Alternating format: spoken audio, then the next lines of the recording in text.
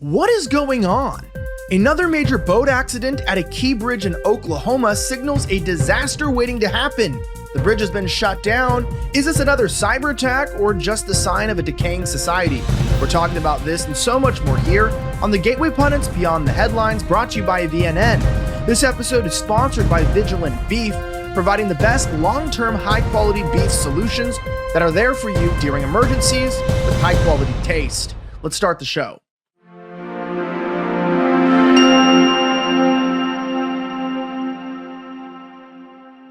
My name is Elijah Schaffer, and our top story today comes from the Gateway Pundit that an Oklahoma bridge was shut down after being struck by a barge. You just saw the video earlier in this episode. We'll watch it again. Now, this is the second time in a week that a ship has actually struck a bridge. A bridge near the Cure Lock and Dam in Sallisaw, Oklahoma, was shut down on Saturday after it was struck by a barge. Now, it's quoted saying that the US 59 south of Sallisaw at Cure Reservoir is completely shut down. At this time, it's due to a barge that struck the bridge at the pylon once again. Troopers are diverting traffic away from the area, and the bridge is going to be shut down until inspections of the bridge can be made. I wonder why. Perhaps it's because we just saw a major disaster.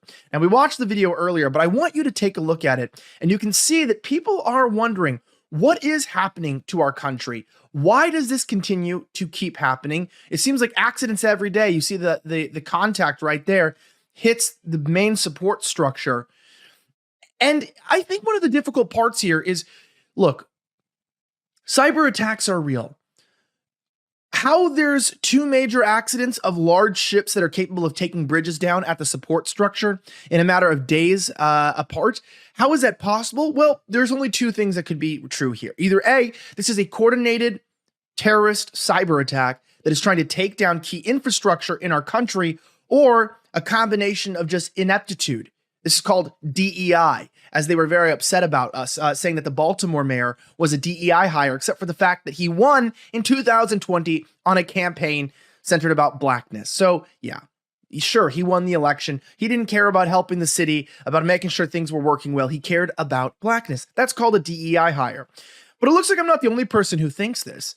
One user named Croc Stout explained directly on Twitter, from Fox News, more than 1,600 aircraft, including civilian aircraft, experienced the interference in the space of 2 days earlier this week.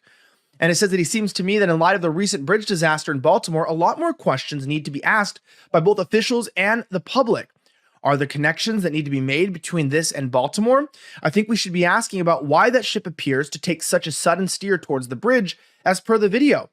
We should now also be asking about this little reported story about GPS jamming over the Baltic. How is that being done? And who else has that technology?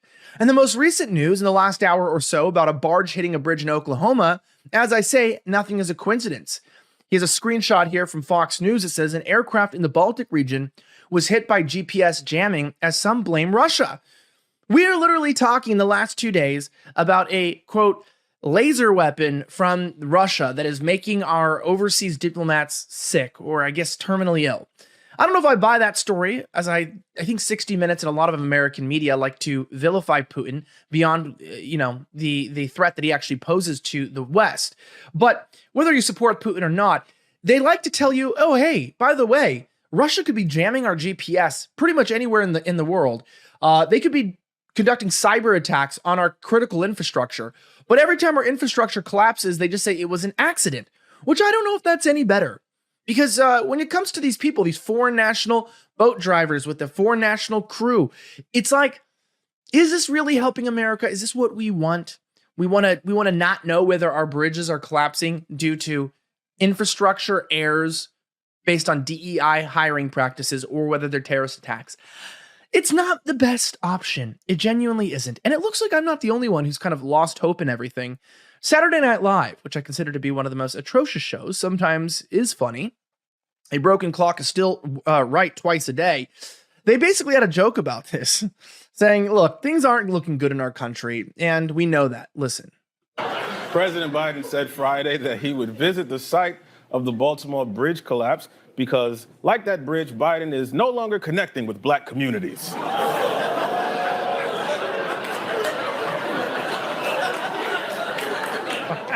You got to read the polls. Wow.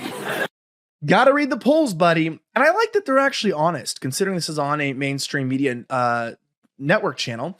They're going, look, you gotta read the polls. People are not happy because when you see our country collapsing the way it is, it leaves so many questions. And when you don't get answers, when you don't have any transparency, it leads you to question the reality that you're seeing every day, which is why you have to realize it's not just bridges that are collapsing, but also the supply chain. That's what that affects. When you can get food, and very, very, very soon, you might find yourself without food on the shelves of your grocery stores, particularly meat. And I want to talk to you a little bit about Vigilant Beef, which is a product that we are offering right now that is not just like survival beef, because there's beef you can buy. It's horrible. They use low quality cuts and these beef crumbles that are barely edible. Just because something lasts a long time doesn't mean you want to even eat it once. But at vigilantbeef.com, Americans can get premium cuts like ribeye, New York strip, and tenderloin. This is freeze-dried, not dehydrated. Key factor there, which gives it a 25-year shelf life and retains the maximum nutrition and flavor.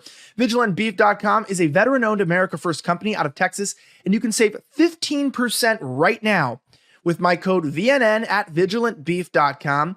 Get beef that is on your shelf that will taste just as delicious when you eat it as any other good cut of meat. Go to vigilantbeef.com, vigilantbeef.com. Use my promo code VNN for 15% off.